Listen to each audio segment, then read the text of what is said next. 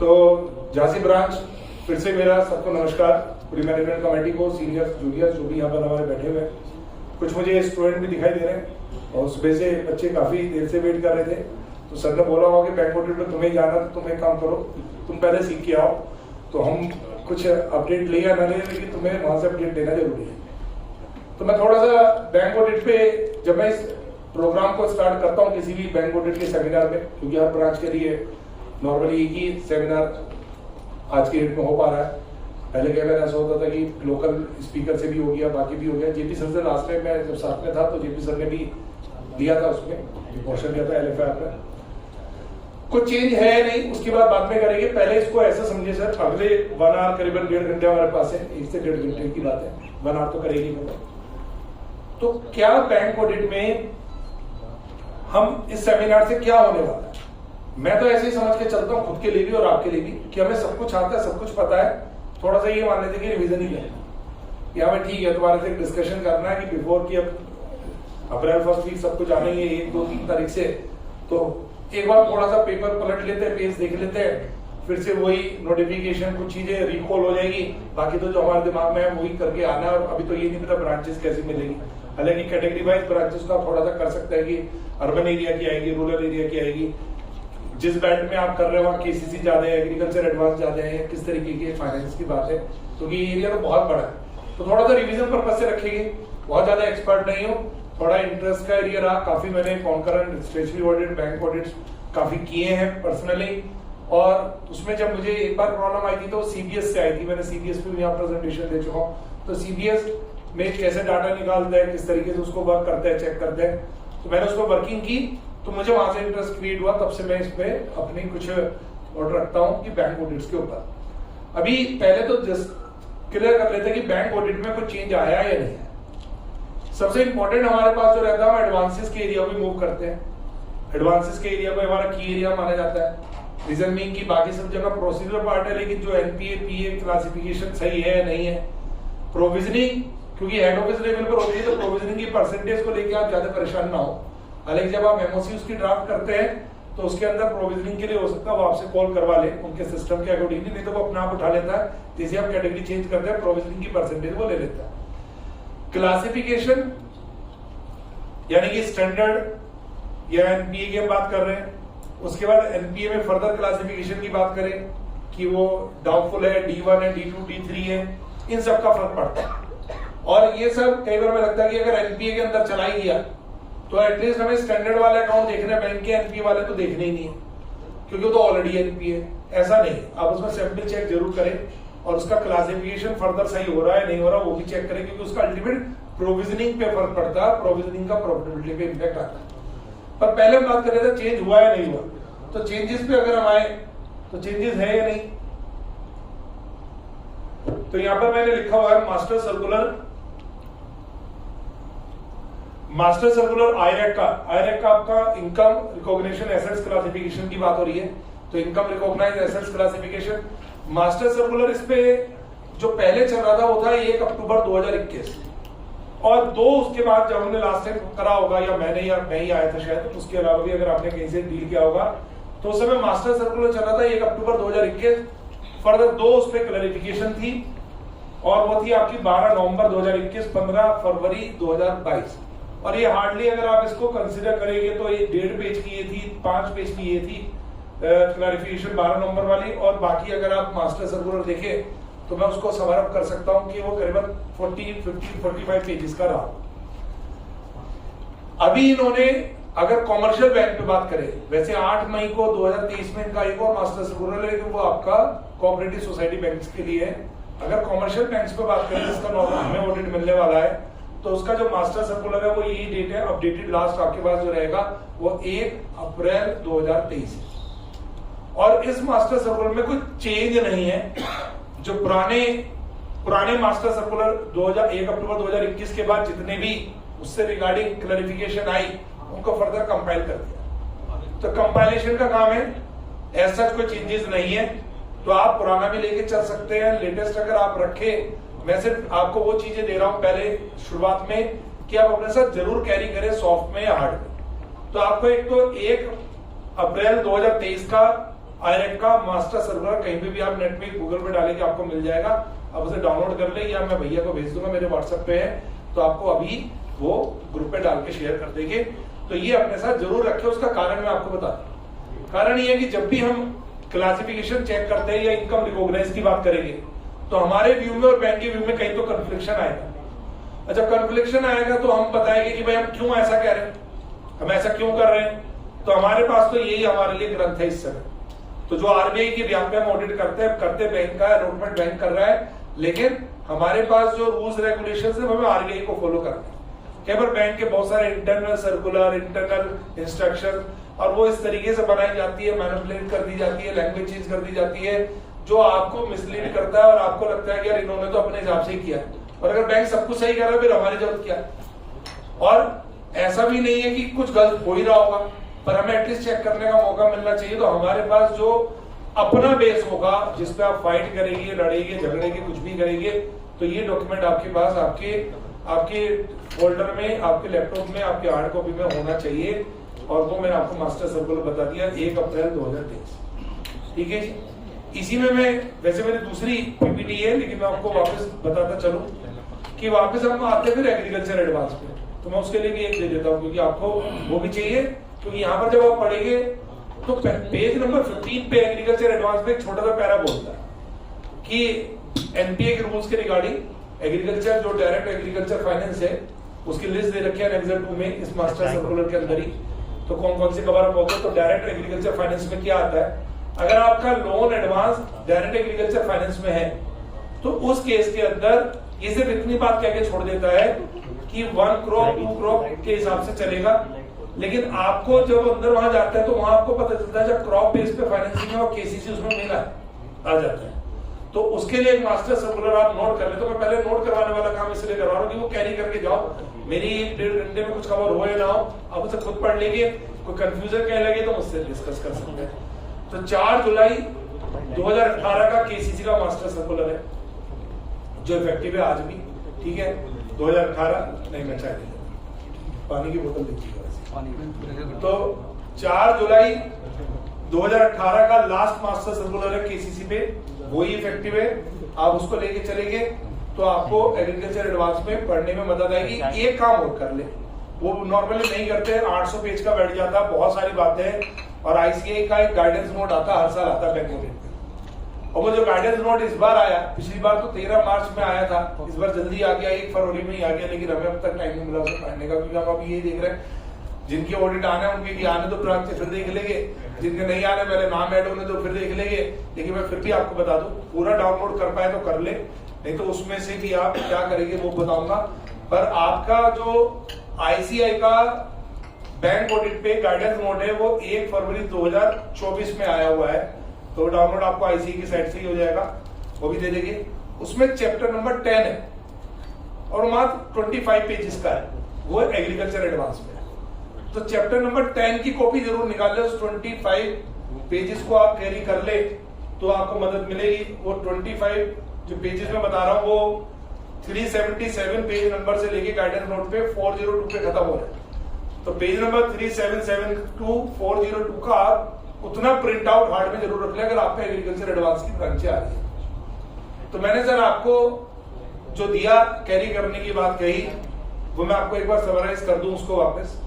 मैंने आपको बोला कि आप आईरेक का मास्टर सर्कुलर रखें, अराउंड उसको 50 पेज ले लेते हैं राउंड ऑफ में। उसके बाद आप 4 जुलाई 2018 का मास्टर सर्कुलर रखे अपने पास केसीसी पे, जो कि 15 पेज का विद इलस्ट्रेशन, 4 इलस्ट्रेशन उसमें लास्ट में। और एक मैंने आपको आईसीआई का गाइडेंस नोट आपको बताया है, वो आपका चैप्टर नंबर 10 जरूर वहां से कवर अप कर लें। और चैप्टर नंबर 10 आपका जो है वो आपका होगा 25 पेजेस अराउंड। ठीक है, 377 to 402 मैंने आपको बता दिया। तो पहले तो हमारी किट तैयार हो गई, हमें क्या लेके जाना है, जो भी मैं बोल रहा हूँ मैं उसी के अंदर से बात कर रहा हूँ, उसको ही थोड़ा सा सबअप करके इंपॉर्टेंट चीजों को ले रहा हूँ। कुछ केस स्टडी डिस्कस कर लेंगे, कुछ कॉमन क्वेश्चन आंसर ले लेंगे। नोट अ 1 वे कम्युनिकेशन, 2 वे कम्युनिकेशन रखेंगे। जो भी आपको कुछ फर्दर मुझसे माइंड में होगा तो आप शेयर कर सकते हैं। मैंने जैसे बताया बहुत एक्सपर्ट नहीं हूँ, लेकिन कोशिश करूंगा कि जो मेरे पास अपडेशन है वो आपको दे पाऊंगा। तो हमारे पास अभी ये तो हो गई लिस्ट की बात, क्या कैरी करना कैसे करना है।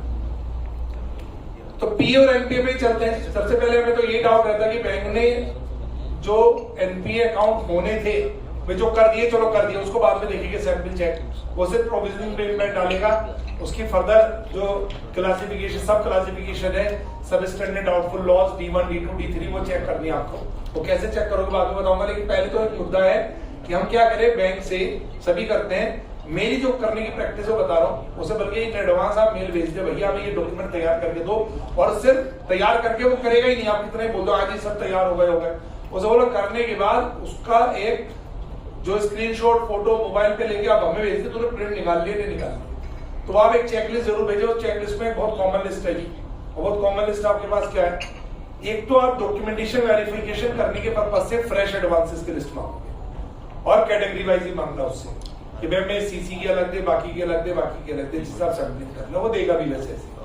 तो एक तो फ्रेश एडवांस की लिस्ट जरूर मांगे सर, उससे तो आपकी डॉक्यूमेंटेशन चेक होगी, क्योंकि फ्रेश एडवांस में लेकिन एनपीए होने के चांस बहुत कम है। खास तौर से अगर आपकी एग्रीकल्चर ब्रांच है तो 3 साल से पहले कुछ होना नहीं जल्दी से वहां, तो वहां क्या होगा, फ्रेश एडवांसेस में तो कुछ मिलना नहीं है, सिवाय इसके कि अगर कॉमर्शियल भी है, सीसीओडी वगैरह भी है, तो डॉक्यूमेंटेशन ही आप चेक करेंगे प्रॉपर बेस पे फाइनेंस हुआ या नहीं हुआ कैसे। पर वो लिस्ट बड़े काम की है डॉक्यूमेंटेशन के लिए, क्योंकि वो एलएफआर को भरने में आपको मदद करेगी। तो फ्रेश एडवांसेस की लिस्ट जरूर ले लें, और एक टोटल एडवांसेस की आउटस्टैंडिंग लिस्ट, उससे आप सॉफ्ट में भी मांगे पंक्तियों के, और उसमें से वो 2 4 5 रो हटा के देगा, मैं आपको बता, उसमें बहुत सारी चीजें वो हटा के देता है। अगर हो सके तो उसे खुद डाउनलोड कर ले।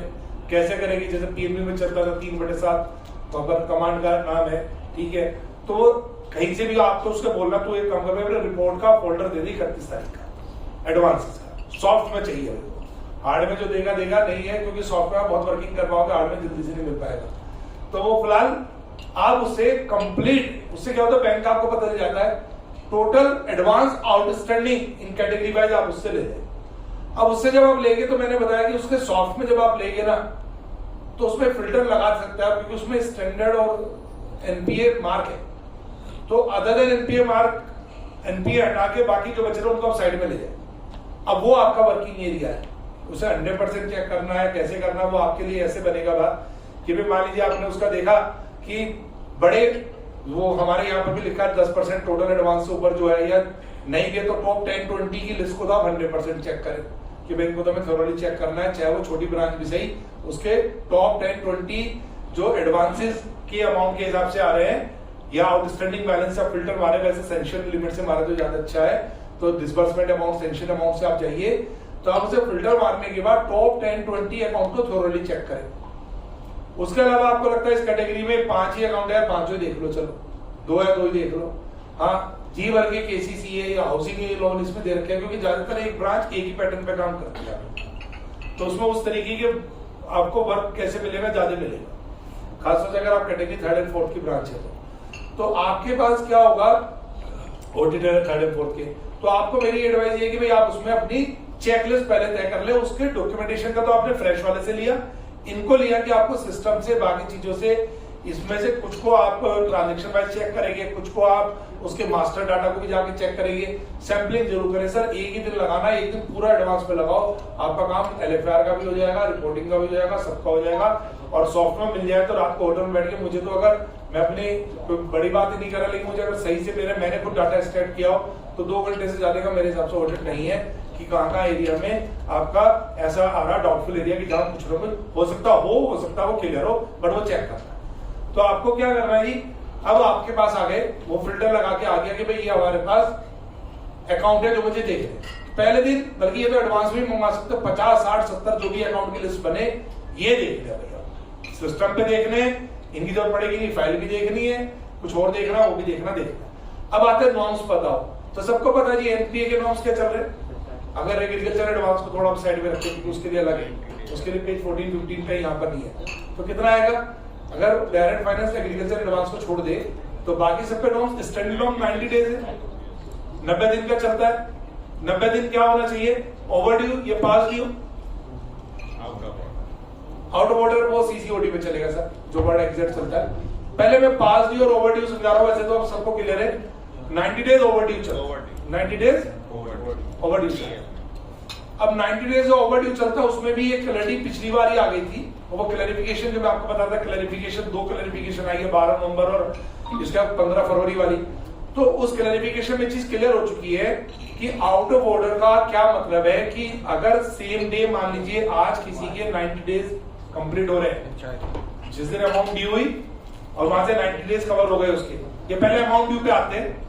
अमाउंट ड्यू जिस दिन हुई, मान लीजिए किसी की इंस्टॉलमेंट ड्यू है 31 दिसंबर 2023, तो जिस दिन उसका डे एंड चल गया और रात तक वो पैसा वाला डे एंड तक की रिपोर्टिंग में वो पैसा नहीं आया, कोई रिकवरी नहीं हुई, तो सेम डे से वो ओवरड्यू काउंट हो जाए, डे एंड से काउंट है जी ओवरड्यू।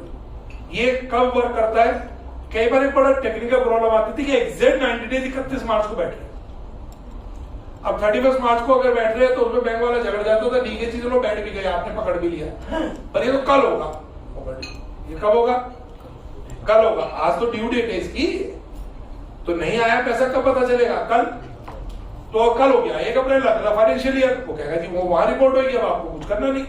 फिलहाल तो ये भी बच गया, सब वो नहीं बचेगा, सेम डे डे एंड पे प्रोसेस चलते ही वो ओवरड्यू भी काउंट होगा। इस पे क्लैरिफिकेशन आ चुका है, तो ये हमारी क्लैरिफिकेशन है। ये वहां के लिए भी क्लैरिफिकेशन है जहां पर हम एनपीए में सब स्टैंडर्ड और डाउटफुल में ले जाता है, 12 महीने तक की किस्में आते हैं। सब स्टैंडर्ड में एनपीए होते 12 महीने तक रहेगा, उसका एजिंग रहेगी कहां पर? सब स्टैंडर्ड 12 महीने का तो चला जाएगा डाउटफुल। तो उसमें एक बड़ी दिक्कत थी कि मान लीजिए कोई इस साल 31 मार्च को एनपीए हो गया, पहली बार हो गया एनपीए, एनपीए होते ही कहां क्लासिफाई होगा वो? सब स्टैंडर्ड में। अगले साल 31/12 में वो कहां जाएगा? 31 मार्च में कहा जाएगा वो? अगले साल डाउटफुल जाना ही पड़ेगा। उसमें बड़ा कंफ्यूजन आया था, वो तो खैर आरबीआई ने बहुत पहले क्लैरिफाई कर दिया। उसमें ये था जी चलो आज तो इसके 12 महीने हुए हैं, आज तक तो ये यही रहेगा सब स्टैंडर्ड में, ये कल से जाएगा। ये तो एक दिन वाला बचाव जो है वो नहीं बचना उस पर कई बार, क्योंकि हम जैसे लोगों की बदमाशी रहती थी, एक दिन को हम जहां जोर दवा ऐसे चेक करना शुरू कर देते थे, तो वो दिन यहाँ पर अब आपके फेवर का नहीं है, तो उस चीज को आप भूल जाए। तो 90 डेज तो सबको पता है जी, 90 डेज में कुछ खास मुझे लगता नहीं है कि इंटरेस्ट इंस्टॉलमेंट अगर रिमेन ओवरड्यू चल रहा for a period of more than 90 days, और मोर देन 90 डेज में लेकिन अगला दिन पकड़ना हो 90 डेज जैसे ही आपका पास हुआ सेम डे में क्या हो गया, वो ओवरड्यू काउंट हो गया वहां पर, वहीं से वो काउंटिंग हो गई चालू। तो वो आपको लेना है सीसीओडी में, मतलब जहां पर टर्म लोन है, पहला जो पैरा आ रहा है वो टर्म लोन के लिए आ रहा है, जहां ईएमआई बनती है, जहां इंटरेस्ट है आपका प्रिंसिपल ईएमआई ड्यू हो रही है, वहां पर जिस दिन ड्यू हो गई इंस्टॉलमेंट उस दिन से ड्यू होने के अगर 90 डेज में पैसा पेंडिंग चल रहा नहीं आ रहा तो क्या होगा? वो अकाउंट चला जाएगा एनपीए में, ठीक है जी। आउट ऑफ ऑर्डर चला गया किसके लिए? सीसीओडी के लिए। सबको क्लियर होगा सीसीओडी में 2 तरीके से आउट ऑफ ऑर्डर काउंट होता है। पहला, अगर कंटिन्यूएशन में 90 डेज तक लगातार जो बैलेंस है outstanding balance over the limit चल रहा है तो वो अकाउंट अपने आप ही हो गया एनपीए में, चल 90 डेज हो गए उसके तो एनपीए हो गया।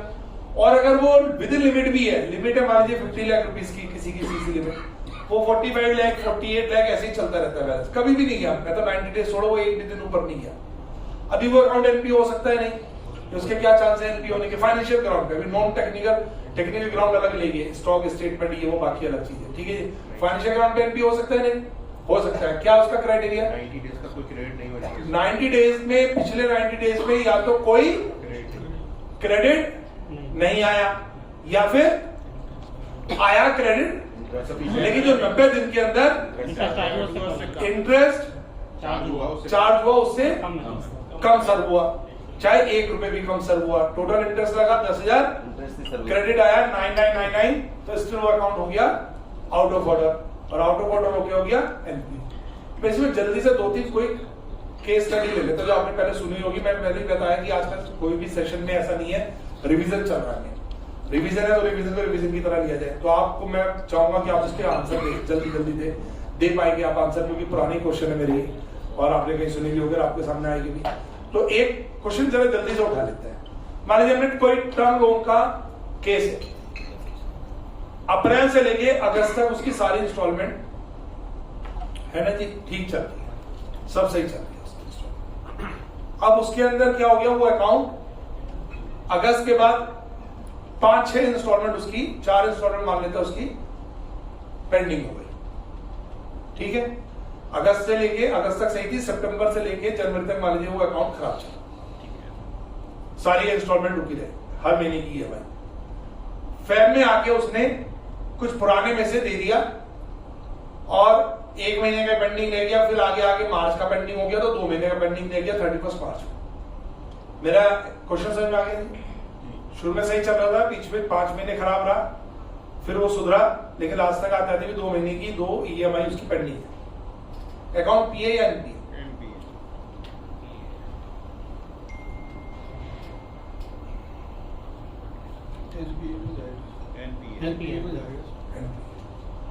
आंसर तो देना पड़ेगा, या तो PA में रखे NPA रखे। NPA सभी NPA कह रहे हैं।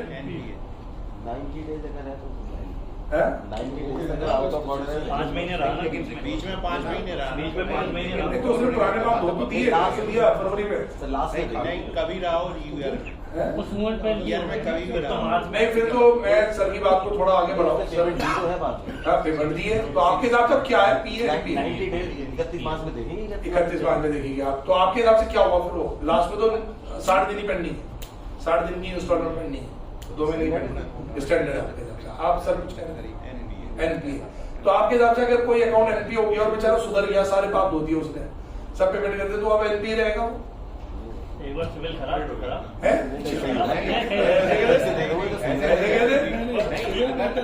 पैसे दे फिर तो कोई दुनिया में सुधरेगा ही नहीं भाई। अगर आपने डिक्लेयर कर दिया कि ये तो फांसी पे चढ़ेगा, कहेगा जी फिर तो और 2 घंटे फ्री दो मुझे, अभी 2-4 और कदम करके आओ, जब मेरा कुछ बचा हो ही नहीं रहा तो मैं तो जा रहा हूँ, फिर तो ठीक है, फिर इतने भी देखी क्या करूंगा मैं, फिर तो वो जो बीच में दिया वो भी नहीं देगा।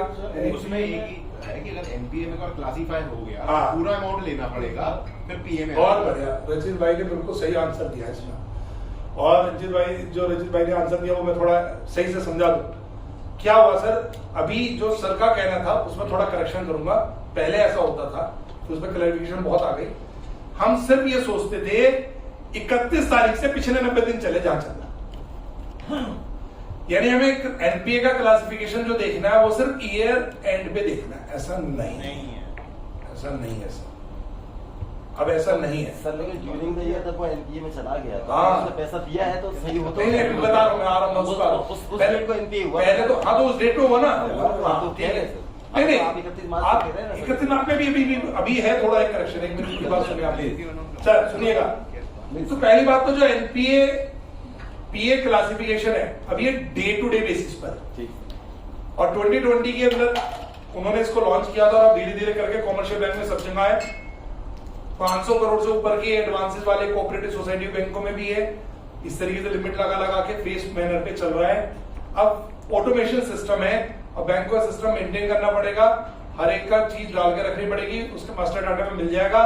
NPA classification day to day basis पर, यानी किसी के आज 90 दिन पूरे हो रहे हैं, किसी का आज आउट ऑफ ऑर्डर हो रहा है, किसी का कल हो रहा है, किसी का बाद में हो रहा है, जिस दिन लोन लिया वहां से हो रहा है, वो ऑटोमेटिक, क्योंकि हम तो मैनुअली नहीं चेक कर सकते। सब इस तरीके का ऑटो सिस्टम बन गया कि वो NPA क्लासिफिकेशन अपने आप करा, डेली हो रहे हैं NPA, आप ये मानो। अब इसमें क्वार्टर एंड और रिसेंट की कोई बात नहीं है। तो NPA क्लासिफिकेशन कैसे हो रहा है? डेली बेसिस पे हो रहा है। जैसे ही वो अगस्त के बाद उसके 90 दिन जहां पूरे वो हो गए, मैं तो 5 महीने तक ले गया, मैं अभी उसको 90 डेज तक ले जा रहा हूं। जहां 90 डेज पूरे हो गए, सिस्टम में उसको NPA मार्क कर दिया। अब NPA मार्क हो गया, वो और 2 महीने और खराब रहा, पहले खराब था, आदमी और खराब हो गया, तो NPA के स्टेटस में वो अगले 2 महीने भी चला। फिर पैसा रिकवर हुआ, रिकवर इतना हो गया कि हमने कहा कि अभी उसमें हो तो गया, 90 दिन से नीचे तो आ गया, लेकिन अभी भी पेंडेंसी है, अभी भी पेंडेंसी है। अब यानी कि हम उसको क्या कहना चाह रहे हैं कि NPA तो हो गया, जो कि 90 दिन में शुरू में हो गया था अगस्त के बाद। अब हम ये कहना चाह रहे हैं कहीं ना कहीं, जब सर ने बोला स्टैंडर्ड हो गया, नहीं, हम उसे कह रहे हैं अपग्रेड हो गया, वो ड्यूरिंग द ईयर वो डाउनग्रेड होके क्या हो गया? अपग्रेड हो गया। तो सर हमें अपग्रेड के रूल समझ गया, बस हमारी गलती थोड़ी सी बात।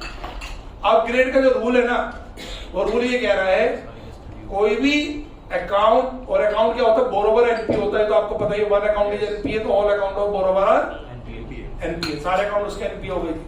अब उसके सारे अकाउंट NPA हो गए, चाहे वो बाकी अकाउंट सही भी चल रहे थे। उसका बेचारे का कार लोन खराब हो रहा था, बाकी हाउसिंग लोन ये वो सही चल रहा था, लेकिन अब एक लोन भी खराब हो गया, तो सारे लोन उसके NPA हो गए। अब NPA होने के बाद अपग्रेडेशन का रूल ये है कि जितना भी उसका ड्यू है, ओवरड्यू, वो सारा जमा होना चाहिए। अब उसे 90 दिन से नीचे लाके काम नहीं होगा, तो सारा एक बार जमा होना चाहिए, तब वो अपग्रेड की लिस्ट में जाएगा।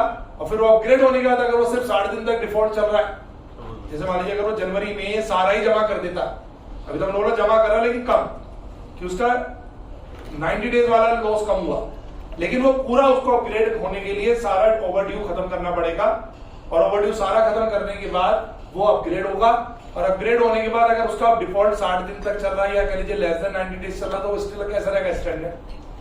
तो अभी यहाँ पर ये मेरा जो एग्जाम्पल था जो मैंने आपको कोट किया, क्योंकि उसमें उसने पूरा पैसा एक साथ वापस नहीं करा, तो वो अपग्रेड नहीं माना जाएगा, और वो अकाउंट अभी भी कैसे चलेगा, वो एनपीए।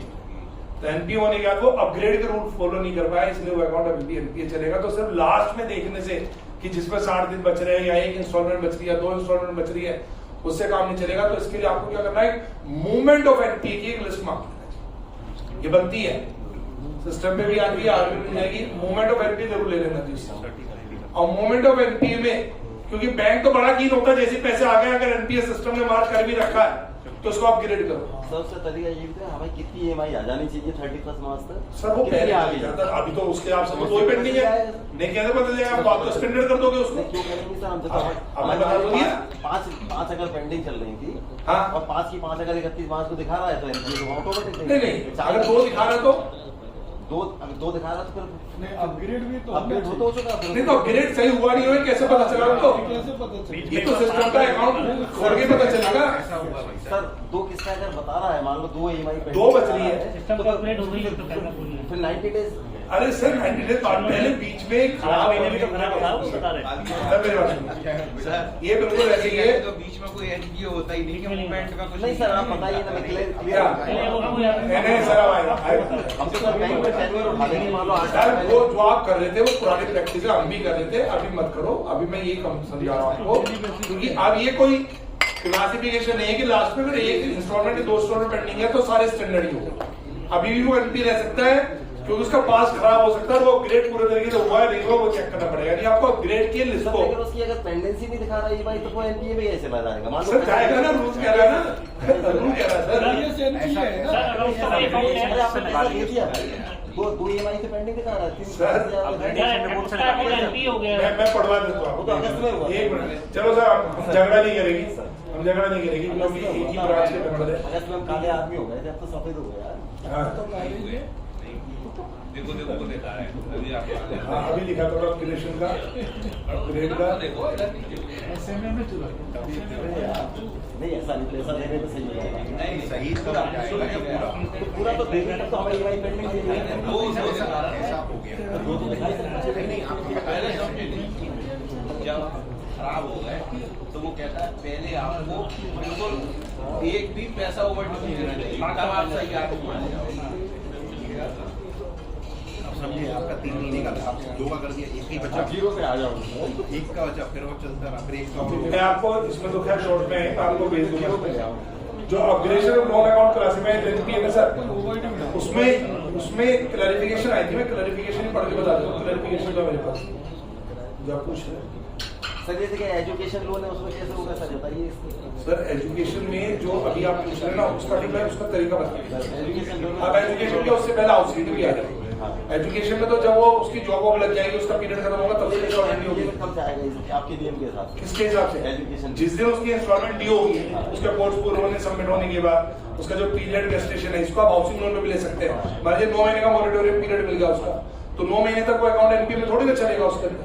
तो मॉनिटोरियम पीरियड है, मॉनिटोरियम पीरियड का जो इंटरेस्ट है वो तो कैपिटलाइज होगा, तो जोड़ने के बाद तो कैपिटलाइज हो गया। इंस्टॉलमेंट कहां से ड्यू हुई? 9 महीने के बाद 10वें महीने से, तो 10, 11, 12, ठीक है। अगर वहां से 90 दिन यानी 3 इंस्टॉलमेंट पेंडिंग हो गए तो वो एनपी हो जाएगा। 9 महीने होने का शुरू में अगस्त में उसने पैसे नहीं दिए, किसने? एजुकेशन लोन वाले ने। हाँ, तो पहली ड्यू हुई उसकी, अगस्त में पहली ड्यू हुई है। अगर अगस्त में उसकी पहली ड्यू है तो वहां से 90 दिन पकड़ो आप, जब वो जाएगा तब एनपी में। मतलब उसका एक भी आउट ऑफ वो नहीं होना चाहिए, एक भी किस्मत में पेंडिंग नहीं होना चाहिए। अगर एक बार एनपीए में चला गया, एक बार एनपी में चला गया और वो कह रहा है मैं थोड़े थोड़े देता जा रहा हूँ ऑन अकाउंट, तो एनपी में रहेगा। आप ऐसा उसे एक बार 0 करना पड़ेगा। जैसे हम केसीसी में कहते हैं ना, अल्टापल्टी करवा दो, तो दिक्कत आने वाली है। वो एक बार में इकट्ठा जमा करा, फिर भले उसके 60 दिन बने रहे, फिर कोई दिक्कत नहीं, ऐसे होगा ऐसे।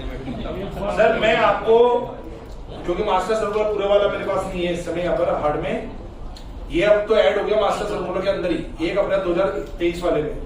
12 नवंबर 2021 का तो मैंने आपको कहा 6-7 पेज का क्लैरिफिकेशन है। क्लैरिफिकेशन का मतलब इसलिए क्लैरिफिकेशन आती है, उसका पॉइंट नंबर ई है, मैं पढ़ के आपको सुना रहा हूँ। Upgradation of account classifies as NPA.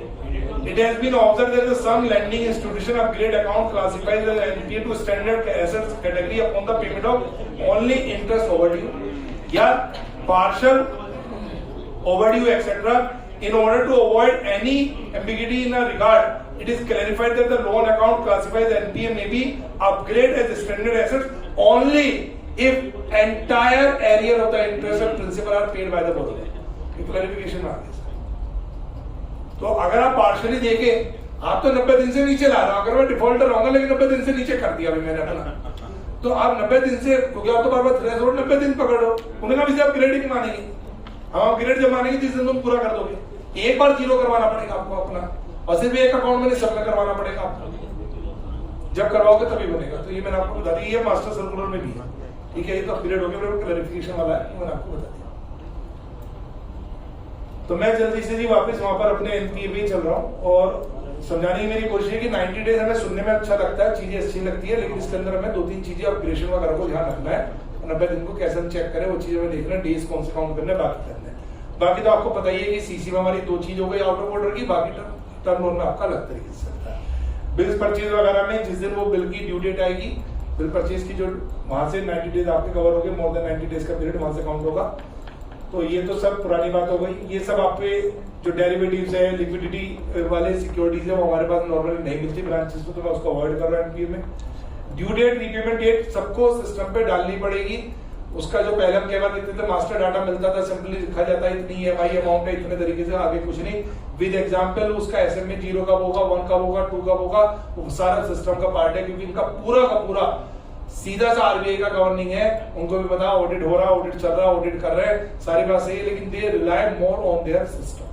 System में डेटा की अलग फीड रहती है सर, वही तो चेक उसके लिए सर, उसके लिए अलग तरीके का ऑडिट हो रहा ना, IS ऑडिट भी हो रहा, बाकी चीजें भी हो रहे, फोरेंसिक ऑडिट भी हो रहा, सारे काम हो रहे हैं। आप बिल्कुल बात सही कह रहे हैं। जब कोई टेक्नोलॉजी में आ गई तो टेक्नोलॉजी का भी ऑडिट होगा कि टेक्नोलॉजी सही है नहीं, लेकिन उनका काफी हद तक अगर उनका एक बार टेक्नोलॉजी मास्टर डाटा से समझ आ गई क्या सही हो रहा है, और उसमें चेंज अगर होगा तो रिपोर्टिंग में जाएगा, एक्सेप्शनल रिपोर्ट में, बाकी जगह पर ऊपर तक सीधा हिट करेगा वो, तो काफी चांस है कि सुधार हुआ। देखो अभी आप देखो, छोटी दुकान देखो या बड़ी दुकान देखो या कोई भी फैक्ट्री देखो, सब जगह कैमरे लग गए ना, घर में भी लग गए। फायदा तो है, फायदा तो है, पर 100% को चोर उससे भी एडवांस हो गए।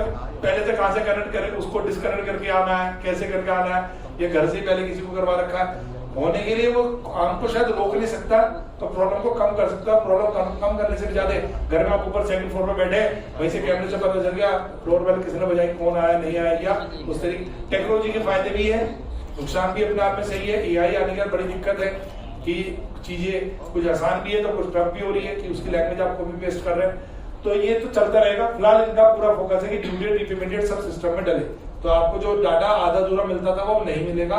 तो मेरा तो अपना मानना नहीं मिल रहा है, डाटा सही मिल रहा है। आउट ऑफ ऑर्डर स्टेटस के लिए हमने वापस ये CCOD में आपको बताई दिया, पर continuously excess of sanction limit, drawing power, out of order क्या होता है, दोनों चीज डिस्कस हो गए हमारी। ओवरड्यू किस दिन से होगा, जो date fix by the bank, ever any amount by the due under the credit facility overdue it is not paid on the due date fix by the bank. तो जो भी ड्यू डेट थी उस पे नहीं हुआ तो उसी दिन से वो चालू हो जाएगा, सेम डे से काउंटिंग करनी है आपको। ये SMA पे इसकी भी लिस्ट ले ले सर। जब हम लिस्ट लेने की बात कर रहे हैं, मैंने आपको बोला फ्रेश एडवांसेस के लो, सॉफ्ट में उससे सारे एडवांसेस के लो, और NPA मूवमेंट लो आप उससे। इसी तरह SMA का डाटा जरूर। SMA आपको पता है कि SMA जो है ये एक तरीके से पोटेंशियल NPA की लिस्ट आप इसे कई बार कह सकते हैं। और इस लिस्ट का एक खास फायदा मैं आपको बताता हूँ, जो मुझे जरूर मिलता है। आप इसे लास्ट में तो ले ही रहे होगे, अब इसको 2-3 बार ब्रेक करके बीच में और ले लें। 30 सितंबर, 31 दिसंबर, मार्च है ना, उन अकाउंटों को आप चेक कर लें कि वो बार बार रहता है फिर बच जाता है। तो उसके अंदर जो पैसे की एडजस्टमेंट हो रही होगी, किसी को सेंक्शन करके, किसी अकाउंट से अल्टा पलटी करके, किसी के सेविंग से उठा के डाल के बचा के एंट्री, क्या मतलब डेबिट क्रेडिट एंट्री लग जाती है, उससे काम चला लेते हैं वो, ठीक है। तो कुछ ना कुछ बदमाशी के चांस बन सकते होंगे। तो आपको SMA की जो रिपोर्ट है वो आपको मदद करेगी। SMA क्लासिफाई कैसे होता है, अगर लिमिट रिवॉल्विंग लिमिट छोड़ दे तो 3 कैटेगरी है, SMA 0, 1, 2 ओवरड्यू हो गया यानी इरेगुलरिटीज आनी शुरू हो गई टिल 30 डेज तो वो SMA 0 में जाएगा, 30 to 60 डेज जाएगा तो वो आपका 1 में जाएगा, 60 to 90 डेज में होगा तो वो आपका SMA 2 में जाएगा, 90 डेज ओवरड्यू होती तो NPA हो ही गया। इसी तरह यहाँ पर आपका रिवॉल्विंग क्रेडिट फैसिलिटी के अंदर दो ही कैटेगरी है, SMA 1 और SMA 2, 30 to 60 और 60 to 90 डेज का इन्होंने कंसेप्ट यहाँ पर रखा है। मैं एक NPA में एक एग्जांपल वो लेने जा रहा था, वो बीच में रुक गया मेरा एग्जांपल, उसका भी आंसर दे। पहले वाला तो क्लियर हो गया ना सबको, कैसे अगर आपको अपग्रेडेशन चेक करना अपग्रेड। एक मेरा एक क्वेश्चन और है जो मैं वहीं पर आपसे पूछना चाह रहा था, आप याद आ गया मुझे तो मैं पूछ लेता हूं कि हमारे पास, और ये थोड़ा सा आगे चल के मिल भी जाएगा, रिवर्सल पे आ जाते हैं, इनकम रिकॉग्निशन बोले, रिवर्सल ऑफ इनकम पे मेरा बेसिकली क्वेश्चन। एक बार अकाउंट NPA हमने करवाया तो हम ही रिवर्सल करेंगे, जाहिर सी बात है बैंक ने रिवर्सल भी नहीं करा होगा, अगर बैंक ने स्टैंडर्ड दिखा रखा तो रिवर्सल नहीं करा होगा। बट मैंने आपको बोला कि आप स्टैंडर्ड की लिस्ट को ढूंढ ही रहे, जो मूवमेंट ऑफ NPA उसमें फ्रेश एडवांसेस भी आ रहे होंगे, तो पुराना बैलेंस आ रहा होगा NPA कितने खड़े हुए इनके, कितने नए हुए अकाउंट, कितने सुधर के अपग्रेड हो गए, कितने बच गए। तो जो फ्रेश एडवांसेस उन्होंने NPA खुद कर रखे हैं, बैंक ने खुद मार्क किए हुए, सर उसके अंदर आप ये चेक कर लें कि रिवर्सल ऑफ इनकम सही हुई या नहीं। अब रिवर्सल ऑफ इनकम क्या है, कोई अकाउंट KCC में खास तौर से मैं पकड़ लेता हूं क्योंकि वो हो गए 3 साल बाद मान लीजिए NPA, इस साल बैंक ने NPA कर दिया, KCC में एग्रीकल्चर एडवांस इस साल NPA कर दिया, पिछले 3 साल से भी उसको कोई पैसा नहीं आया, सिंगल रुपीज क्रेडिट नहीं है जी, 20,000 रुपए का उसको इंटरेस्ट लग गया सपोज अकाउंट में, वो अकाउंट खुद बैंक ने NPA कर डाला, नहीं तो हम ही करवा देते खैर उसे। अब 3 साल का जो उसका इंटरेस्ट है वो 3,000 रुपए का ब्रेकअप या 4,000 रुपए मांग लेते हैं, तो उसका जो इस साल रिवर्सल होगा तो पूरे पुराने 3 साल का होगा या खाली इस साल के जो 4,000 रुपए का ब्याज क्रेडिट हुआ वो होगा? इस साल का होगा, NPA का हुआ इस साल हुआ ना, इस साल हुआ, इस साल का हुआ, इस साल का। ऐसा कह के बैंक क्या करता है, जब NPA उसने कर रखा होता है या आप जबरदस्ती करते हैं तो सोचता है कि जो बच जाए वो बचाओ। रूल क्या कहता है, आयरेक रूल ये कहता है कि आपको रिवर्स सारे ही पीरियड्स का करना होगा,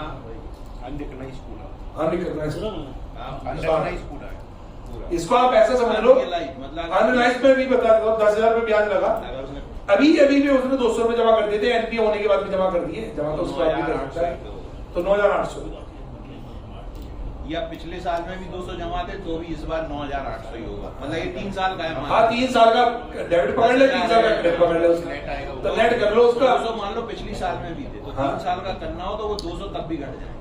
और ऐसा भी हो सकता है कि अकाउंट NPA हो रहा हो, रिवर्सल कुछ भी ना हो रहा, ऐसा भी होता है, ऐसा भी हो सकता है, अल्टा पलटी तो वही नहीं, इसलिए अकाउंट NPA में चल रहा, रीपेमेंट आया नहीं उसका प्रिंसिपल का, लेकिन ब्याज का पैसा वो देता जा रहा था। कई बार ऐसे भी करते, कई बार तो बैंक बचाता है इस चीज को, वो कहता है कि हमने तो ब्याज दे दिया तो हमारा काम हो गया, तो वो चीज भी गलत है, तो आपको सारा का सारा करना वो रिवर्सल में लिखा हुआ है। If any advance including bills purchase discounted becomes NPA, entire interest accrued and credit to the income account in a past period, जितना भी यहाँ पर आना लिखा है should be reverse if the same is not realised, तो यानी कि अनरियलाइज्ड वाला पोर्शन आपको रिवर्स करना है। अच्छा इसमें भी अब एक सुनिए होगा, इंटरेस्ट रिवर्स कर दिया, अब बैंक और कोशिश करता कुछ और बचाओ, तो कुछ कई बार पहले इंटरेस्ट लग जाता है, कई बार कोई प्रोसेसिंग फीस मान लीजिए उसी पीरियड में लगी हुई होगी, कोई और चार्जेस लग रहा होगा, कमीशन ब्रोकरेज हो सकता है, कुछ भी हो सकता है, क्या वो भी रिवर्सल होता है? टोटल वो भी रिवर्सल ना, तो हमें बस क्लैरिटी हम चेक कर रहे हैं, हमें क्लैरिटी है नहीं है कि जो भी इनकम हमने उसमें बुक की थी लेकिन वो रियलाइज नहीं हुई, अकाउंट हो गया NPA, तो जितना रियलाइज पोर्शन है वो सारा रिवर्स होगा, पिछला आगे से लगना बंद हो जाएगा, लेकिन वो मेमोरेंडम में सिस्टम में चलता रहता है, वो एक अलग बात है, जब वो अकाउंट कभी सेटल करेगा तो वापस वो इंटरेस्ट आ जाएगा, कॉल बैक में चलेगा, तो ये आपका रिवर्सल ऑफ इंटरेस्ट की इनकम की बात है। इनकम रिकॉग्निशन पॉलिसी सबको क्लियर है, अगर अकाउंट स्टैंडर्ड है तो एक्यूरेट बेसिस, NPA है तो रियलाइजेशन बेसिस पे इंटरेस्ट जो होगा वो आपका बुक होगा इसमें। लेकिन ये जो एक्रूअल और इसकी बात है, ये सिर्फ जितने भी लोन आपके, जिसको हम क्या बोलते हैं क्लीन लोन, आपने सुना होगा, ठीक, क्लीन ओडी वगैरह आपने सुना होगा, जो भी आपने NSC या KVP या इसी तरह policy, insurance policy surrender value के अगेंस्ट जो आपने फाइनेंस किया हुआ है, CCOD भी अगर चल रही है, टर्म लोन कुछ भी चल रहा है, वो अकाउंट NPA में नहीं जाएगा अगर सफिशिएंट मार्जिन चल रहा है तो, क्योंकि उसमें उसका जो इंटरेस्ट पोर्शन है वो अलग से इंक्लूड होता जा रहा है, और वो आपको कवर करेगा भी। तो मार्जिन सफिशिएंट होना चाहिए, ये आप चेक कर सकते हैं। ये अकाउंट आपका एक्यूरेट बेसिस पे चलेगा, इसके अंदर ये स्टैंडर्ड कैटेगरी के अंदर ही काउंट होगा। कमीशन वगैरह के बारे में हम आपको बता ही चुके हैं, रिवर्सल वगैरह आपको बता ही दिया कौन से रिवर्सल करने हैं, तो रिवर्सल हो गया। एक और तीसरा केस इस वाली स्टडी पे पढ़ तो के बाद में कि किसी का अकाउंट एनपीए चल रहा था, ठीक है जी, पिछला इंटरेस्ट रिवर्स हो गया, अगला लगना बंद हो गया और 6 महीने 1 साल गुजर गए, अब उसने 10,000 रुपए पकड़ा दिए। तो वो जो 10,000 रुपए आए, वो जो बीच का अभी हमने इंटरेस्ट, क्योंकि मेमोरेंडम सिस्टम में तो चल रहा होगा कहीं, तो चार्ज इसलिए नहीं करा, पैसे नहीं आए थे, तो आप कह रहे 10,000 रुपए आ गए, 10,000 रुपए तक की इनकम तो आप कह रहे बुक कर ले इसको। मैं पहले पूछ रहा हूँ जो एप्रोप्रिएशन ऑफ पेमेंट है वो फर्स्ट यूटिलाइज फॉर इंटरेस्ट है, first utilise for principal amount repayment है, किस में जानी चाहिए? अगर पार्शियली अमाउंट आई है तो किस में एडजस्ट है? इंटरेस्ट का हाँ अनरिलाइज वाला सीसी अकाउंट है, सीसी टीएल मेमोरेंडम हाँ सीसी अकाउंट है कि टीएल है?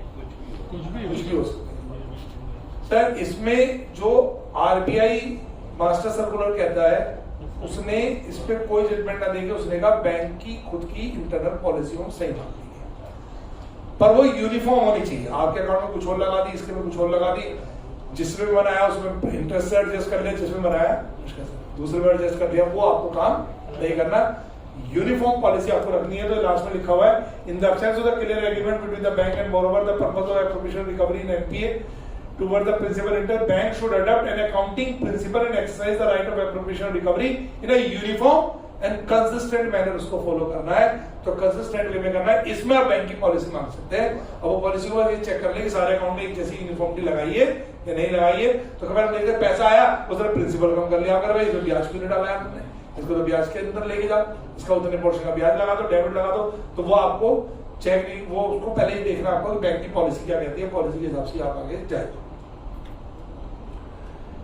ये तो मैंने आपको बता दिया ऑटोमेशन सिस्टम आ गया 2020 के अंदर, सितंबर 14 में लेके आए थे। Automation of income recognition assets classification आना चाहिए, तो ये फेस मैनर में चल रहा है। अच्छा सेकंड जो थोड़ा अजीब सा availability of security network of borrower, कई बार बैंक वाला नहीं कहता आपको कोई अकाउंट खराब चल रहा होता है और आप ऑडिट पे जाते हैं, आज ही पैसे जमा करवा देते हैं, अरे सर आप इसे एनपी मत डालो, ये तो बस कुछ हो गया था यहाँ वहां, इसके घर में शादी वादी कुछ और चक्करबाजी, बाकी हैसियत ये तो बल्कि कहता जी मैं तो बंद कर दूंगा, तो हमने चलवा रखी है उससे लिमिट जबरदस्ती, भाई तू लेके रख, लोन लेके रख, हमारे पर एहसान कर, और बाकी तो इसके पास कमी नहीं है जी पैसे की, आप कहो तो अभी पूरा खत्म कर देगा, ये पूरा मैनेज कर देगा अभी अकाउंट, ठीक है तो मैं जमा करवा देता हूँ, अभी करवा देता हूँ। इसकी वर्थ देखो, ये इसने लोन ही कितने का लिया है, 20 लाख का, प्रॉपर्टी रख रखी है 2 करोड़ की, ठीक है आप क्या बात समझ रहे हो सर, कैसे बैंक का पैसा डूब जाएगा, इससे कोई लेने देना नहीं है, ठीक है। तो इन बातों से कोई मतलब नहीं, इसके ऊपर भी उन्होंने अपनी क्लैरिफिकेशन डाली कि भैया ऐसा नहीं ऐसा, तो आरबीआई भी ये क्लैरिफाई कर रहा है कि तुम इनकी बातों में मत आओ। Account with the temporary deficiencies किसको बोलते हैं? टेम्परेरी डेफिशिएंसीज में आता है, और इसमें मेन चीज चलती है आपकी वो डीपी वगैरह वाला सिस्टम है जी। डीपी है, स्टॉक स्टेटमेंट है, नहीं सबमिट करा है, सबमिट करा तो उसके हिसाब से डीपी कम बन रही है, बैलेंस ज्यादा चल रहा है, तो क्या होगा, कैसे होगा? तो ये कहते हैं कि stock statement non technical non financial ground पे भी एनपी हो सकता है अकाउंट, लेकिन आपको उसमें चेक क्या करना है कि आप रिजेक्ट नहीं हो सकते। अगर उसका आज की जो बैलेंस शीट फाइनल हुई या आज का स्टॉक स्टेटमेंट आया, बाई चांस उसकी डीपी कम बन रही है, बैलेंस ऊपर चल रहा है, ये टेम्परेरी रेगुलेटरीज का पार्ट है। हाँ 90 दिन से पुराने का स्टॉक स्टेटमेंट काउंट होकर कवर नहीं होगा, लेकिन मैं ऐसा कहना चाह रहा हूँ पिछले 3 स्टॉक स्टेटमेंट दे रखे हैं, रिसेंट वाले से उसकी डीपी कम बन रही है, उससे पहले वाले से उसकी सही बन रही है, उससे पीछे वाले से वो ठीक बन रही है, तो आप कोई भी अगर 90 दिन के अंदर वाला भी चल रहा तो सही माना जाएगा, टेम्परेरी बाकी चीजें आपकी टेम्परेरी फेस का पार्ट मान लिया जाएगा, उसकी वजह से आप इस अकाउंट को नॉन टेक्निकल ग्राउंड पे एनपी नहीं कर सकते। लेकिन स्टॉक स्टेटमेंट आ ही नहीं रहा है, या आगे आपको पता चलेगा। रिन्यूअल वाले में आपको पता ही है, रिन्यूअल रिव्यू करते हैं बेसिकली, शॉर्ट रिव्यू करते करते उसको सीसी अकाउंट को आगे तक बढ़ा देते हैं वो से। तो शॉर्ट रिव्यू कितनी बार हो सकता है?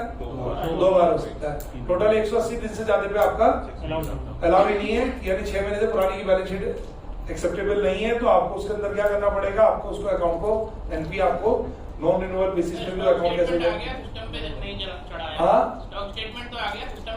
उसी दिन आया जिस दिन आप ऑडिट करेंगे। हाँ तो उसी दिन तो अब सिस्टम से ही तो कर रहे हैं ऑडिट, तो फिलहाल तो जो सिस्टम में आया है तो हम ये कैसे माने उस समय आया, बाद में आया और आपने डीपी कब कैलकुलेट करें, तो तो बैक डेटेड वाली बात आप जनरली क्या करें। होता है सिस्टम पे आजकल चला दूसरा रहे होता है, थे नहीं, आजकल दूसरा होता हाँ, ये होता है। वो यही होता है। ये चलाया और हाँ, वो है ही नहीं, फाइल में नहीं है, होते ही नहीं है। फाइल मिलेगी नहीं उसकी। खाली जिंदगी में नहीं है। और या एक ऐसा स्टेटमेंट मिलेगा उसका स्टॉक स्टेटमेंट साइन के वैल्यू बाद। रुपीज इतना काम खत्म। और ऐसा भी स्टेटमेंट होता है 31 मार्च के स्टेटमेंट 31 मार्च की बैलेंस शीट में स्टॉक दूसरा है और स्टेटमेंट में है ना जी? चलो आगे बढ़ाते हैं जी। अपग्रेडेशन ऑफ लोन में आपको बताया रहा था, लेकिन वो वाली चीज आगे। अच्छा, ये सबको पता है जी, बैलेंस शीट डेट के आसपास के जो अकाउंट सुधर रहे हैं, पुराने पूरे साल बिगड़े रहे, बैलेंस शीट में सुधर जाते हैं, तो उसको थोड़ा सा ध्यान दें कि ऐसे कैसे अच्छे स्टूडेंट हैं जो पूरे साल नहीं पढ़ाई करते लेकिन टॉप वही आ जाते हैं, तो उसको जरा देखना पड़ेगा। तो पहले होता था यूपी बोर्ड वगैरह में, हमारे यहाँ पे भी चलता, आपके यहाँ पे भी होगा, कि पता चला कि वो सारे कानपुर या इलाहाबाद एक ही स्कूल के सारे बच्चों की रैंककारी है। तो इतने होशियार एक ही स्कूल से सारे शुरू के टॉप 10-20 वहीं से मिले। मैनेजमेंट अच्छा है। है, मैनेजमेंट बहुत अच्छा है, ज्यादा ही अच्छा है। अभी वो कौन सी वो 12th फेल आई होंगी, उसी तरह मैनेजमेंट होगा कि तुम सारे नालायक हो, पिछली बार सारे फेल हो गए, पर्ची अभी काम नहीं चल रही, इस बार नया सिस्टम आया, मैं बोर्ड पे लिखूंगा और तुम यहाँ से कॉपी करोगे। नए सिस्टम से जाना पड़ेगा। अगर एक से ज्यादा बैंकों का कंबाइंड लोन है तो उसके अंदर आपको अपने अपने बैंक का अपने अपने तरीके से देखना, लेकिन अगर पूल बन के एक ही जगह पैसे जमा होना है तो फिर वहां से पी और एनपी देखा जाएगा। अदरवाइज आपका अपना पोर्शन जो बैंक का फाइनेंस है उसके हिसाब से चलेगा। एग्रीकल्चर एडवांस में 1 करोड़ 2 करोड़ है, लेकिन मैं इसका एग्रीकल्चर की दूसरी स्लाइड लेके चलाऊंगा तो आपको समझ में आ जाएगा।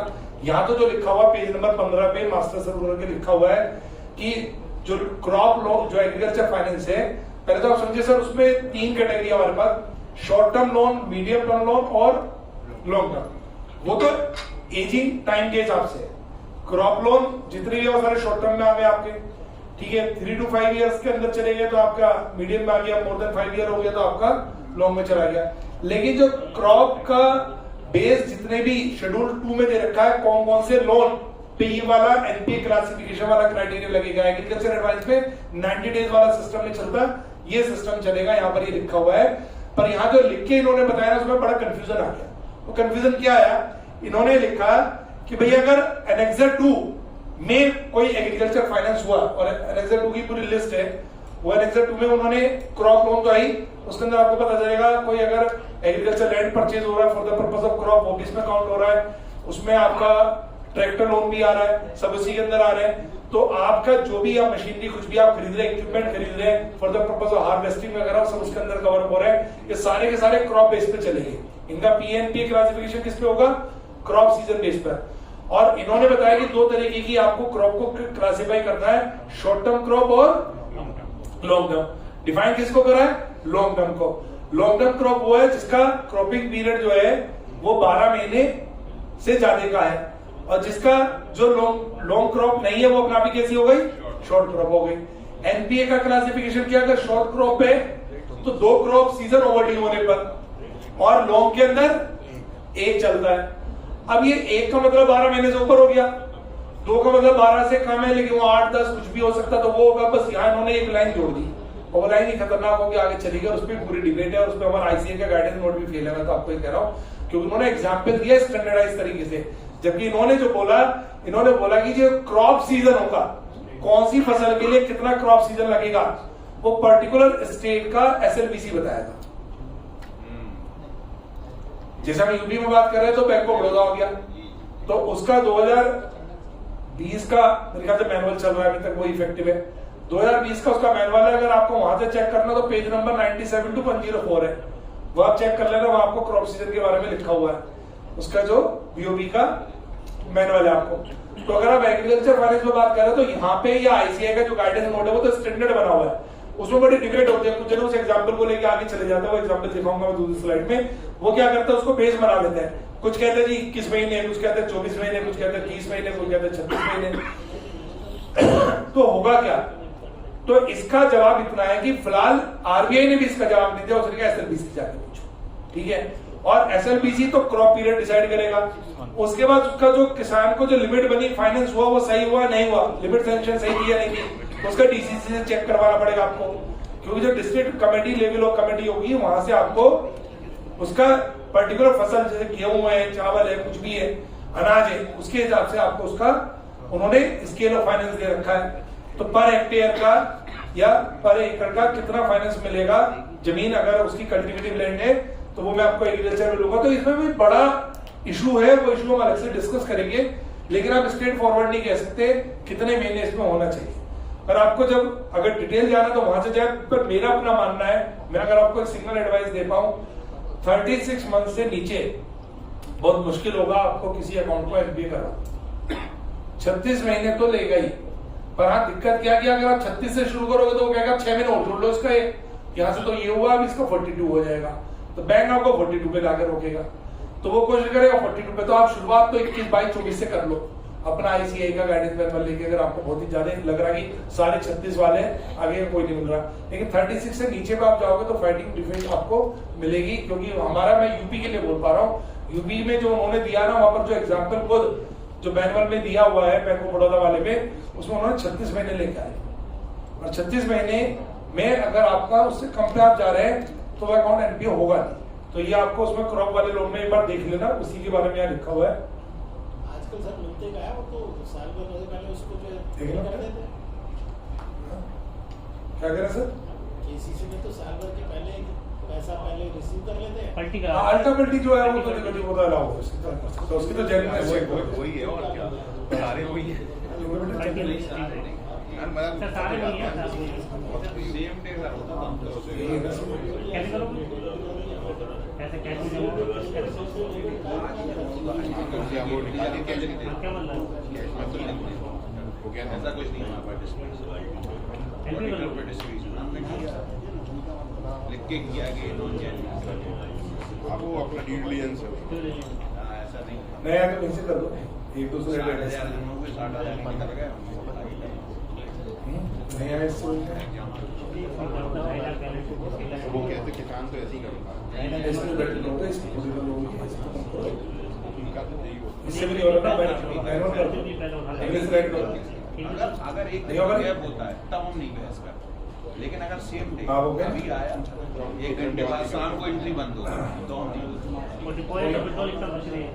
अरे सर वो कुछ नहीं। चलो ये कंप्लीट करेंगे इसको। एग्रीकल्चर एडवांस था पार्ट नंबर 7 पर 8 में कुछ नहीं है, value of securities fraud operated by बरोबर है। कई बार ये सर, अगर जो पिछली बार आरबीआई का ऑडिट हुआ, अगर आपके करंट वैल्यूएशन में ये पाया जाता है कि वैल्यूएशन जो है, सिक्योरिटी वैल्यूएशन जो है वो 50% से भी नीचे रिड्यूस हो गया, तो आप सीधा उसे डाउटफुल में ले जा सकते हैं। यानी कि इसमें NPA direct classified to doubtful का क्राइटेरिया है वैल्यूएशन डाउन होने का। नहीं चल रहा क्या हम वहीं बैठे किसी से करके आए और किसी ने बदला, किसी कर दिया। काय को पूछे 2-3 रैंकिंग कर दो, हम गारंटी से क्या, इसके सैलरी भी होंगे। हम कुछ और लिख के आते हैं कि ये विंडो ड्रेस है और वो जवाब नहीं पाता कि ये नहीं हाँ करो करो तो सर करना है। नहीं तो है, तो फिर ये जो मैं प्रोविजनिंग है वो इग्नोर कर रहा हूँ, सब स्टैंडर्ड डाउटफुल क्योंकि हमें करनी नहीं है, बैंक अपने आप सिस्टम से अपना बताता है, आगे बढ़ते रहो, ये भी छोड़ दो। तो सबको पता 12 महीने प्रोविजनिंग नॉर्म्स भी पता है, परसेंटेज तो पता है, नहीं याद है कि सबको लॉस, बाकी सब वैसे में करना कुछ नहीं, सिस्टम उठा दिया। ये भी प्रोविजनिंग की गाइडलाइंस छोड़ दो, ये वाला तो खत्म हो गया। ठीक है, फिलहाल एक स्लाइड में अपनी कंप्लीट कर दी। एक छोटा सा केसीसी वाला क्वेश्चन अगर आप चाहेंगे तो जल्दी ले लूंगा उसको, दूसरा एक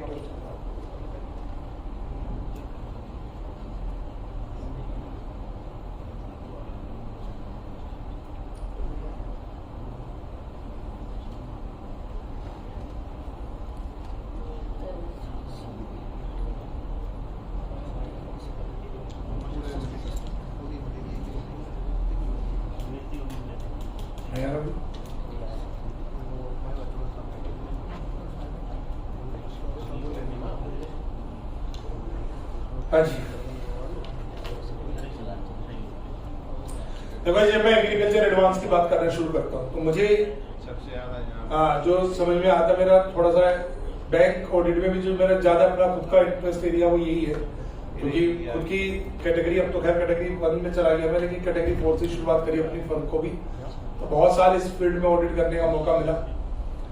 तो एग्रीकल्चर एडवांस के अंदर ये एग्रीकल्चर एडवांस आए कहां से, क्या हुआ, कैसे सिस्टम बना, क्या चीज हुई इसके अंदर। तो देखो सबसे पहले एक वर्ड आता है प्रायोरिटी सेक्टर लेंडिंग, आपने सुना होगा। जो प्रायोरिटी सेक्टर लेंडिंग है वो आरबीआई ने डिसाइड किया, क्योंकि किसी भी कंट्री को रिफॉर्म करने के लिए, इक्वलिटी लाने के लिए ये जरूरी है कि जिनको पैसे की मदद मिलनी चाहिए। भाई बैंक फाइनेंस एक तरीके का बिजनेस को करने में, या घर बनाना तो एक अलग चीज हो गई, कोई भी अगर बिजनेस एंगल से भी बात करें, सोसाइटी के एंगल से भी बात करें, तो बैंक फाइनेंस अपने आप में सपोर्टिंग एंड है। उससे आपका जो इंफ्रास्ट्रक्चर भी स्ट्रॉन्ग होता है, लिविंग ऑफ स्टैंडर्ड भी बनता है, बिजनेस भी चलता, सब चीजें होती है। तो ये एक रिफॉर्म करने का माध्यम है। तो बैंक को हमेशा से गवर्नमेंट जो है उसको एक टूल के रूप में लेती रही।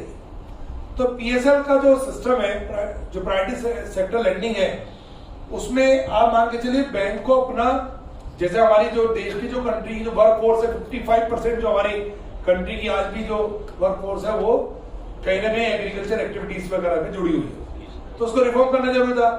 तो हर एक बैंक को टारगेट मिला हुआ है, और टारगेट क्या मिला हुआ है कि आपको अपने टोटल फाइनेंस का एक सर्टेन परसेंटेज, 40-42% आप पकड़ लीजिए अभी, तो पीएसएल में फाइनेंस करना जरूरी है। अगर मान लीजिए बैंक कोई फाइनेंस नहीं कर पा रहा है, कोई बैंक ऐसा जो फाइनेंस नहीं कर पा रहा है पीएसएल में, क्योंकि प्राइवेट सेक्टर लेंडिंग के अंदर में कौन कौन से आते हैं वो गेम कर लेते हैं। प्राइवेट सेक्टर लेंडिंग में क्या क्या आएगा? प्राइवेट सेक्टर लेंडिंग के अंदर ये सारी फील्ड कवर अप है, agriculture, MSME, export, credit, education, housing, ये सब कवर अप है। अगर टोटल 40% में आपको बोल रहा हूं, तो 18% इसके अंदर जो है वो एग्रीकल्चर का पार्ट है, जो सब टारगेट है। 18 के अंदर भी स्मॉल और मार्जिनल फार्मर, जिनपे 1 हेक्टेयर से कम है, वो मार्जिनल फार्मर हो गए, 1 से 2 हेक्टेयर है तो स्मॉल फार्मर हो गए, उनका 8% और अपग्रेड करते करते 8 और 9 और 10% शेयर कर दिया। तो आपको उनको ज्यादा फाइनेंस करना है, विदाउट एनी सिक्योरिटी करना है, विदाउट एनी वैल्यूएशन करना है, विदाउट एनी मॉर्गेज करना है। यानी किसानों को आप मान के चले, जो सबसे छोटा किसान है, तो उसके पास और जरूरी नहीं है वो लैंड का ओनर भी हो, अगर वो टीनेंट भी है तो उसमें भी उसको फाइनेंस मिल रहा है। उसको सिर्फ क्रॉप के जो हार्वेस्टिंग के ऊपर नहीं है, उसके मार्केटिंग के ऊपर भी है, उसके इक्विपमेंट के ऊपर भी है, उसके कोल्ड स्टोरेज के ऊपर भी है, वेयर हाउसिंग में भी है, कोऑपरेटिव सोसाइटीज के ऊपर भी है। हर तरीके से डिफरेंट वे में एग्रीकल्चर एक बहुत बड़ा एरिया है रिफॉर्म करने का पीएसएल के अंदर। अभी बैंक मान लीजिए अगर फाइनेंस नहीं कर पाता तो क्या होता होगा जी? उस केस में टारगेट पूरा नहीं हो रहा, मैं नहीं दे पा रहा, लोन नहीं आ रहा मेरे पास कोई लेने, तो क्या करेगा? तो फिर आरबीआई का एक पोर्टल चलता है और पीएसएलसी सेल होती है उस पर। ये जो पीएसएल पे आपको बोल रहा है, इसकी सिक्योरिटीज निकाल रखी है, जैसे स्टॉक मार्केट चलती है, और वो आरबीआई बैंक टू बैंक की डील करता है। मैं कुछ बैंकों में अपने जीएसटी कंसल्टेंट भी हूं, तो मैं इसलिए आपको वहां से बता पा रहा हूँ पीएसएल में क्या होता है। और वो इस समय आरसीएम के ऊपर उसमें आईजीएसटी लग रहा है वहां पर 18%। तो वहां पे क्या होता है कि जैसे अगर हमारे आरआरबी बैंक्स की बात करें, तो उनका तो मेन फाइनेंसिंग एरिया क्या है? एग्रीकल्चर है, तो वो तो 90% अपने लोन का एग्रीकल्चर में दे रहे हैं। और अगर अर्बन बैंक की किसी की बात करें तो हो सकता है उसका टारगेट कम पूरा हो रहा हो, 30%, 35% कर पा रहा हो, तो बाकी डिफरेंस की वो ईयर एंड पे सिक्योरिटीज खरीदता है। तो इसमें एडवांसेस की सिक्योरिटीज जिनका टारगेट पूरा होता है वो इसको प्रीमियम पे सिक्योरिटीज निकालते हैं, दूसरा उसको खरीदता है। आप दोबारा बेच भी सकते हैं, अगर आपको दोबारा एक्सेस हो जाए तो प्लस माइनस चलता रहता है। तो इसके अंदर पूरा आरबीआई पोर्टल से कवर है। तो इसका टारगेट सबको पूरे करना है, खुद से हो जाए खुद से कर लो, नहीं हो जाए दूसरे से। भाई आपके अंदर खून सही है तो सही बात है, नहीं तो बाहर से चढ़वा लो, कुछ तो उसका इलाज है ही ना। तो ये आप समझो सबको प्राइवेट सेक्टर लेंडिंग में जाना है, उसके अंदर एग्रीकल्चर ही बड़ा है, इसलिए बैंक खुद ही फाइनेंस कर रहा है। एग्रीकल्चर क्रेडिट जो है वो पहले 2 कैटेगरी में थे 2015 से पहले, डायरेक्ट और इनडायरेक्ट। अभी जो हो गए वो 3 कैटेगरी में चल रहे हैं, फार्म क्रेडिट, एग्रीकल्चर इंफ्रास्ट्रक्चर और एंसिलरी एक्टिविटीज। किसमें क्या क्या आता है? फार्म क्रेडिट में जो सेल्फ हेल्प ग्रुप है, joint life group, joint liabilities group है, केसीसी इसके अंदर आ गया, डेयरी आ गया, फिशरी आ गया। तो मेन इसमें केसीसी सबसे ज्यादा फाइनेंस करता है बैंक और अपना टारगेट यहीं से पूरा कर लेता है। अगर एग्रीकल्चर इंफ्रास्ट्रक्चर में जाएंगे तो स्टोरेज फैसिलिटी हो गई, या प्लांट आपके कल्चर यहाँ पर वाटरशेड डेवलप हो गया। एंसिलरी में आएंगे तो कोऑपरेटिव सोसाइटी आ गई, कोऑपरेटिव सोसाइटी वाला सिस्टम है हमारा। इनमें भी जो ज्यादातर आपको लोन में मिलेगा कैटेगरी 4 और 3 में जो ब्रांच आएगी आपके पास, वो केसीसी इसके अंदर आपको सबसे ज्यादा एरिया मिलेगा, बाकी भी मिल सकते हैं, लेकिन मेजर पोर्शन आपका 80-85% फाइनेंस जो हो रहा होगा वो आपका केसीसी में हो रहा होगा, अगर आपके पास एग्रीकल्चर बैंक जो बैंक है वो ब्रांच आपके पास आ रही है। मार्जिनल फार्मर किसे बोलते हैं, स्मॉल फार्मर किसको बोलते हैं, उसकी मैंने डेफिनेशन दी हुई है। Short term, medium term, long term period के हिसाब से आप बात करोगे तो क्रॉप लोन सारे शॉर्ट टर्म में जाते हैं, 3 to 5 ईयर वाले मीडियम में जाते हैं, 5 to 15 वाले यहाँ जाते हैं। कौन कौन से इसमें लोन है वो कैटेगरी बनी हुई है। हमने जैसे कहा कि केसीसी मेन आएगा, तो केसीसी के अंदर 4 चीजें पढ़ने वाले हैं जल्दी से जी। वो 4-5 चीजें मैंने लिख दी है। एक तो केसीसी का बैकग्राउंड है, इंट्रो टू केसीसी कहां से आया, वैसे बहुत ज्यादा जरूरत नहीं है। 2098 में शुरुआत हुई थी इसकी, 2004 में इसकी स्कीम फॉर्म हुई, फिर वो 2012 में चेंज हुई। अभी जो लास्ट चल रहा है वो 2018 का मास्टर सर्कुलर चल रहा है, वही आपका चल रहा है। तो 4 जुलाई 2018 से जो केसीसी स्कीम चल रही है उसी को हम फॉलो करते हैं। तो ये तो बैकग्राउंड हो गया इसका। एलिजिबिलिटी क्राइटेरिया का मतलब है किसको केसीसी मिलेगा, बता सकता है किसको केसीसी मिलेगा? जिसके पास जमीन होगी। कौन सी? घर भी है किसी के पास, एग्रीकल्चर लैंड होगी, एग्रीकल्चर लैंड में भी नहीं मिलेगा। एग्रीकल्चर लैंड के उतने पोर्शन में मिलेगा जो कल्टीवेटिव हो केसीसी। अगर उसका एग्रीकल्चर लैंड मान लीजिए है 5 एकड़ का, लेकिन उसमें 4 की उसके पास कल्टीवेटिव लैंड है, तो कल्टीवेटिव लैंड पे ही कैलकुलेशन होगी। स्केल ऑफ फाइनेंस सारी उस पर होगी। आती है ना बुकलेट, केसीसी की बुकलेट देखी होगी आपने, तो कई बार हम अपने स्टाफ को भी लेके जाते हैं, उसे भी बुकलेट देते हैं, तुम भी देखो। अच्छा वो पूछता कि सर इसमें क्या देगा, तुम्हें इतना नहीं पता, तुम फाइनल के बच्चे कैसे बन गए, देखो इसे। तो कायदे में बात तो ये सच बात तो है कि हम भी उसको थोड़ा सा कमजोर है उसमें, हम भी बस देख लेते हैं, पेज पलट लिए, चलो ठीक है कुछ दे रखा होगा, हम तो जाके फाइनेंस वाले पे चले जाते हैं, पैसा आया नहीं आया, अल्टरबिलिटी हुई कब हुई नहीं हुई, हमारा काम तो अकाउंट खोल खोल के दिखाता रहे। डॉक्यूमेंटेशन के मामले में तो हम क्योंकि मान के चलते दे दिया कैसे देखेंगे? नहीं तो 5000 में देखने की बात नहीं सर, जो सैम्पलिंग में इसलिए नहीं देख रहे, जो बुकलेट में देखे क्या, ये तो पता चले कि उसने दिया कैसे, तो या तो हमें पता चल जाएगा फाइनेंस कैसे कर रहा था, फिर उसकी कमियां ढूंढ ले उसके अंदर। थोड़ा सा मैं आपको बताऊंगा एलिजिबिलिटी क्राइटेरिया। हाँ मुझे थोड़ा समझ में आने लगा, मैंने तो हिंदी में पढ़ाई करी। हाँ वैसे नहीं आता, सही बात है। प्रेशर बहुत रहता, प्रेशर उनकी तो ट्रेनिंग हो रखी है इस चीज की, पर हमारी तो ट्रेनिंग हो गई इतने साल ऑपरेट करते करते, हम भी उनसे ज्यादा ट्रेन है, ऐसी बात नहीं है। तो ये तो बराबरी की बात है। तो पेशेंट तो ये सर एलिजिबिलिटी क्राइटेरिया देखिए, डॉक्यूमेंटेशन कौन से चाहिए केसेस सैंक्शन करने के लिए, बैंक के पॉइंट से बता रहा हूँ, खास तौर से जो डॉक्यूमेंटेशन वेरीफाई कर रहा है। लिमिट फिक्स कैसे होती है, अगर आप उसको सही से समझना चाह रहे हैं ना, तो 15 पेज का मैंने आपको मास्टर सर्कुलर बोला, उसमें लास्ट के 3-4 पेज तो इलस्ट्रेशन पे ही है, और 4 ही इलस्ट्रेशन दे रखे, एक इलस्ट्रेशन ढंग से समझ लो, आपको समझ में आ जाएगा कि ये लिमिट कैसे बनती है। तो ये इसके अंदर ये लिमिट का क्राइटेरिया है। इंटरेस्ट सबवेंशन सबको पता है, इंटरेस्ट सबवेंशन पे क्वेश्चन ले लेंगे भी हम, क्योंकि वो हमें सर्टिफाइड भी करना है, चेक भी करना है उस पर। तो ये इसका बैकग्राउंड हो गया, मैंने बताया 98 में आया था, 2004 2012 इस तरीके से स्कीम चल रही है। केसीसी मिलता किसको है, या केसीसी स्कीम क्या है? केसीसी एक फार्मर या बैंकर जो दोनों के लिए एक ऐसी स्कीम है जो बहुत इजी अप्रोच में फाइनेंस देने या लेने का काम कर रहा है।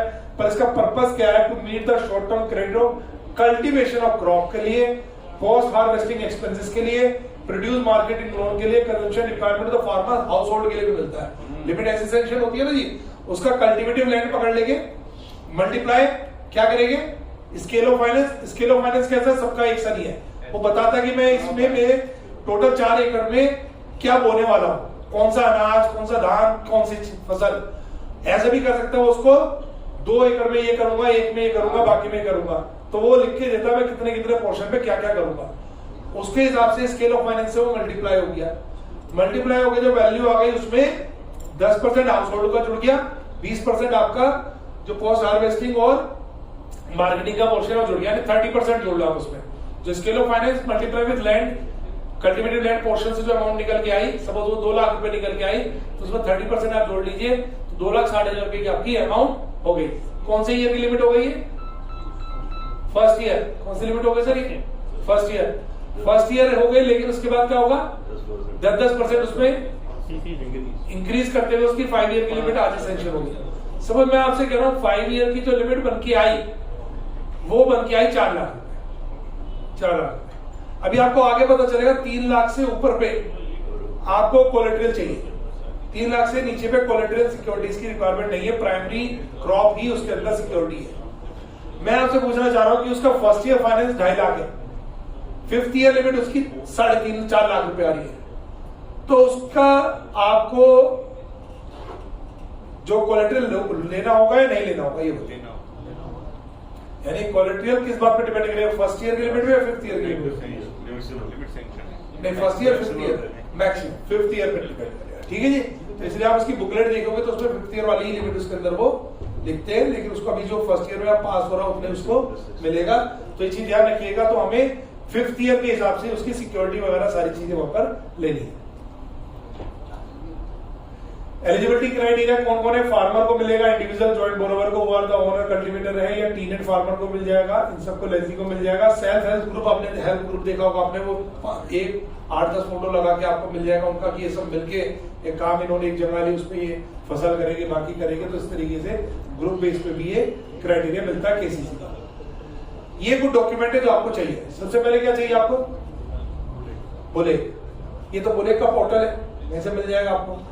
बुलेट से आपको पता चलेगा कि टोटल लैंड कितनी है, उसमें कल्टीवेटिव लैंड कितनी है, और सारी चीज यहाँ से मिल जाएगी। खसरा खतौनी से ओनरशिप प्रूफ हो जाएगा।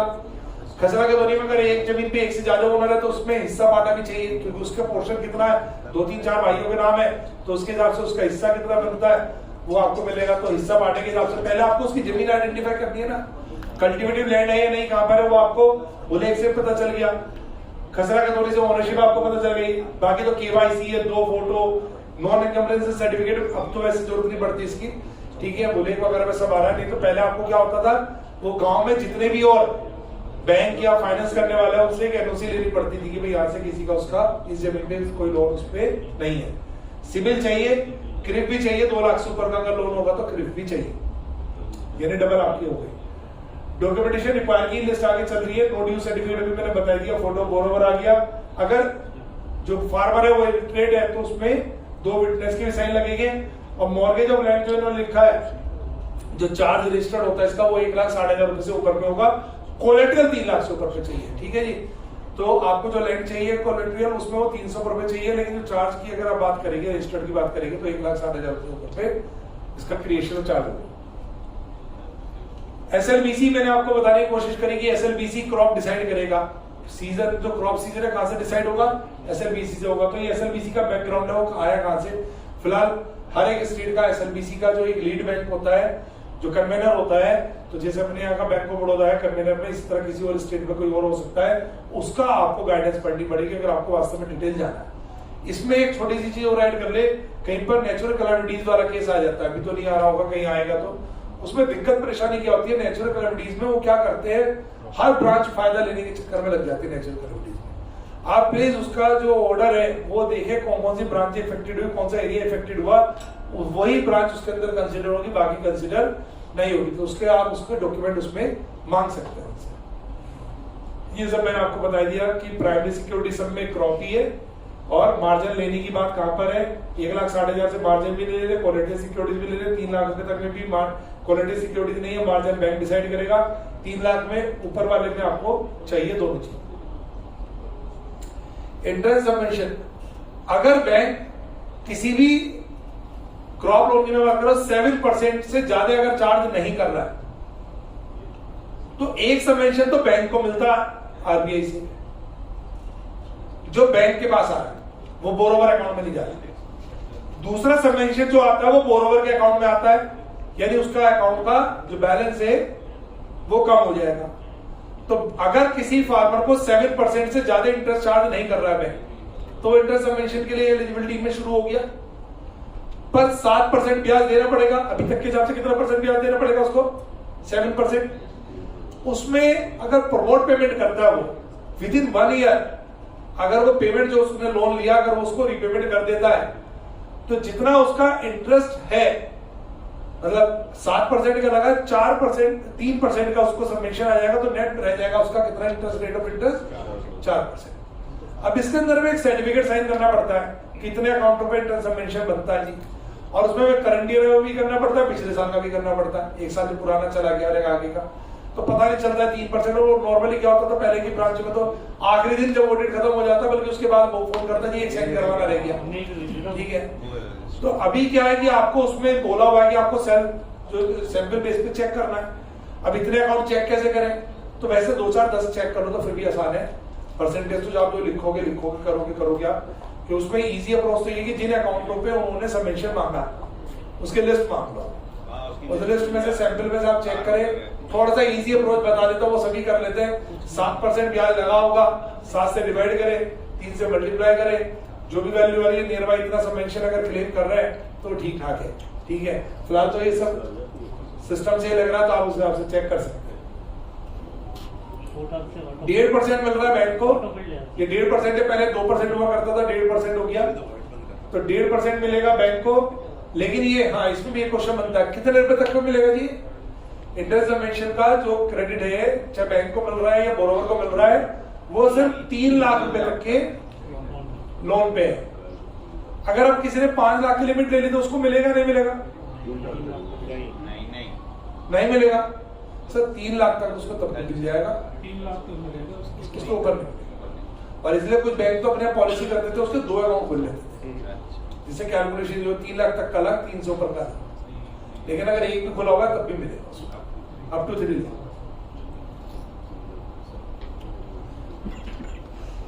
एग्रीकल्चर एडवांस के कुछ की पॉइंट के लिए बारे में यहाँ पर लिखा हुआ है। नॉर्म्स मैंने आपको बताई थी इसके। ये वो एग्जाम्पल है जो गाइडेंस नोट में है, लेकिन मेरे हिसाब से मैं इसकी रेलेवेंसी इसलिए कम समझता हूँ, ऐसे सही बनाया हुआ है, लेकिन ये एप्लीकेबल इसलिए नहीं क्योंकि उन्होंने खुद बोल दिया कि एसएलबीसी में डिसाइड होगा, एसएलबीसी से लेके आओ क्रॉप।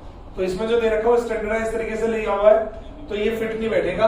आप जब जाएंगे इसको लेके, कई बार कुछ हमारे मेंबर फाइट करते हैं 24 महीने 27 महीने, वो कहते हैं जी आईसीए के गाइडेंस नोट में लिखा हुआ है। सही बात है, लेकिन भैया जो मास्टर सर्कुलर में लिखा हुआ उसने कह दिया क्रॉप सीजन वहां से लेके आओ, अब वहां से लेके आओ तो फिर उसका एसएलबीसी बताएगा, तो वहां से आपको जाना पड़ेगा, फिर उसने जो लिखा हुआ वो पढ़ना पड़ेगा आपको। तो मोर लेस वो 36 मंथ से पहले एनपीओ होने वाला नहीं है। मेरी तो अपना तक का एक्सपीरियंस यही है, बाकी केस टू केस आप डिस्कशन कर सकते हैं। हाँ जी, केसीसी डिस्बर्समेंट से 36। बस ये मेरा फिलहाल आपके सामने बैंक बोर्ड में प्रेजेंटेशन था। अब कोई भी किसी के माइंड में कुछ क्वेश्चन एक रह गए, आपसे। रिक्वेस्ट एक वो आप जो ग्लोबल प्रैक्टिस पे देना चाहते हो, जूनियर्स भी हैं कुछ, जूनियर बैठे हुए हैं। हाँ बैठे उसके लिए पे प्रीकैप होता है ना कि अगली बार क्या होगा, अगली बार के लिए। सीजन खत्म होने के बाद अगली बार क्या होने वाला है। वो 3 बार रिपीट मत करना है? अच्छा, ऐसे झटके नहीं लगाना, झटके मत लगाओ, ठीक है, ऐसे बता दो। भाई मैं हमेशा से मतलब इत्तेफाक की बात है, पवनजी और भी हमारे, क्योंकि हम एजुकेशन फील्ड से जैसे बता रहे, तो कुछ ना कुछ स्टूडेंट वाली बात रही है। बहुत सारे आईसीए के कोर्स आप सबने भी किए, कुछ इसलिए की इनकम मुझे डीसा में से एक रहा होगा, जो बहुतों का नहीं भी हो पाया होगा क्योंकि डीसा में थोड़ी दिक्कत चैलेंजेस रहे। बाकी IFRS ये वो वैल्यूएशन इधर उधर पता नहीं कितने सारे कोर्स हमने कर लिए, पर उन कोर्स को करने के पीछे एक मंशा हमेशा रहती थी कि एक स्टूडेंट बना, सीखने की एक लगन बनी रहे, कुछ ना कुछ पढ़ेंगे, एग्जाम देने जाएंगे तो फीलिंग आती रहेगी हम तो स्टूडेंट की तरह ही।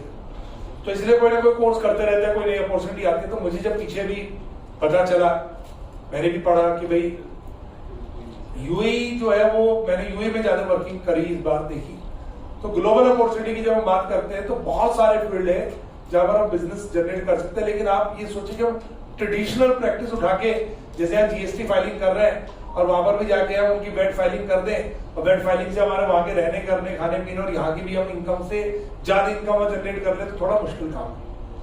देखो 2-3 चीजों को जो यहाँ पर है और जल्दी से अडॉप्ट करना ही पड़ेगा। मैं भी कोशिश कर रहा हूँ, मैं आपको खैर हेल्प नहीं समझ रहा, लेकिन फिर भी कोशिश कर रहा हूँ। गौर भाई के साथ रहते हैं तो सुबह जूस पिलवाने ले गए, करेले का जूस पियो, ठीक है। तो आज वॉक तो नहीं कर रहा, पिछली बार तो कह रहे उन्होंने जो वॉक ही करवा दी थी सुबह, मुझे स्टेशन लेने आया तो कह रहा तुम जब तो गए, अब यहाँ क्या करोगे, काम करो। उस बार ट्रेन लेट हो गई थी तो 6 बजे मुझे ले गए, और झांसी कौन से ही अपना पार्क में वहां पर, तो वहां पर खूब दौड़ लगाई। उसके बाद उन्होंने करेले भी ले जाते हैं तो भी 2-3 किलोमीटर दौड़, हाँ तो दौड़ लगवा दी उन्होंने मुझे।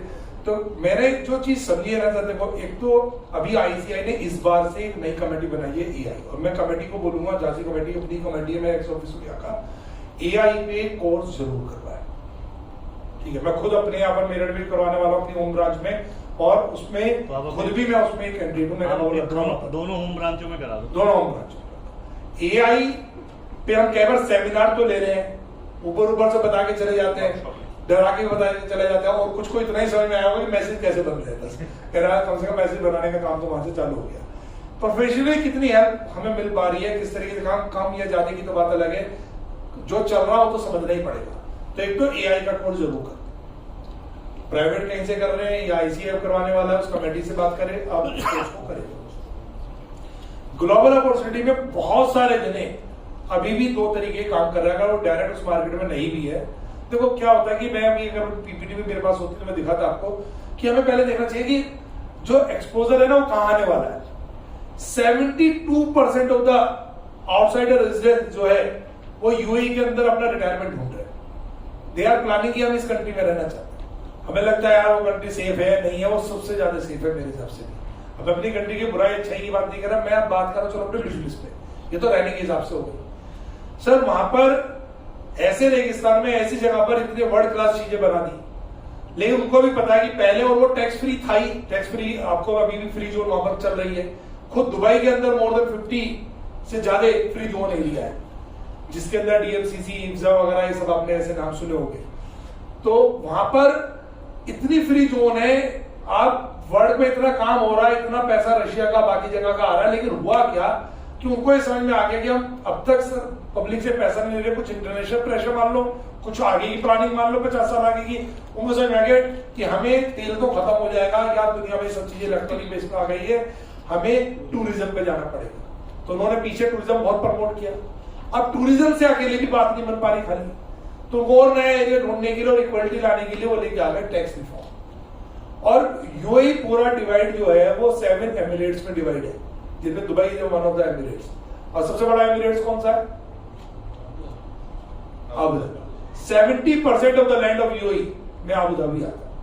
दूसरे नंबर पे दुबई आता है, फिर शारजाह आता है, फिर छोटे छोटे और भी आता है, रसल खेमा आ गया, फिजर आ गया, एक और आ गया, ठीक है, अजूमर आ गया। तो ये 7 एमिरेट्स से बनकर यूएई बना। अब वो जो उनकी एक ये 7 एमिरेट्स को 7 स्टेट मान लो यहाँ की, और इनको मिलके वहां की जो एक सिंगल बॉडी है एफटीए, फेडरल टैक्स अथॉरिटी जो है, जैसे यहाँ पर जीएसटी है, तो वहां पर एफटीए बन गई। एफटीए ने वेट इंट्रोड्यूस करा 2018 में। तो मैं आपको वो मार्केट बता रहा हूं जो एक्सपोर्ट है। वेट एक ही रेट पे है 5% या बाकी एग्जेम्प्टेड पे, मतलब यह तो है ही नहीं, ये 5%। 5% वेट लग रहा है जी, सब पे लग रहा है, सबको लगाना है, सबको लगाओ। किसका रजिस्ट्रेशन जरूरी है?